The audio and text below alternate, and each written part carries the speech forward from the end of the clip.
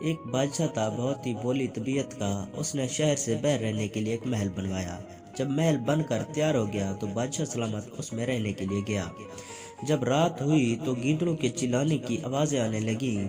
بادشاہ نے وزیر کو بلا کر پوچھا کہ یہ گیدڑ کیوں روتے ہیں۔ وزیر بڑا ہی چلاک آدمی تھا۔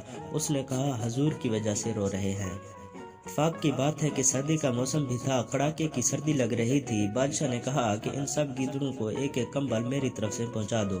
وزیر نے کہا اچھا حضور، آپ کے حکم کے مطابق سب گیدڑوں کو ایک ایک کمبل پہنچا دوں گا۔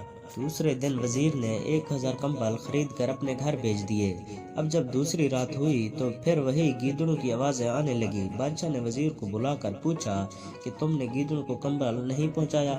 وزیر نے کہا کہ حضور، گیدڑوں کو ایک ایک کمبل پہنچا دیا۔ بادشاہ نے کہا پھر یہ گیدڑ کیوں روتے ہیں؟ وزیر نے کہا حضور، اب یہ گیدڑ رو نہیں رہے بلکہ آپ کے لیے دعا کر رہے ہیں۔ اس پر بادشاہ نے کہا ٹھیک ہے، دعا کر رہے ہیں تو کرنے دو، منع مت کرو۔ فائدہ نیک اور بھولے بھالے لوگوں کا مال یار و مکار قسم کے لوگ اسی طرح دھوکہ دے کر کھا جاتے ہیں اور خوش ہوتے ہیں کہ ہم نے کس طرح بیوقوف بنا کر مال حاصل کیا، مگر اس بات کو بھول جاتے ہیں کہ اللہ پاک کے ہاں ایک ایک پائی کا حساب دینا پڑے گا۔ شکریہ، جزاک اللہ پیارے دوستوں۔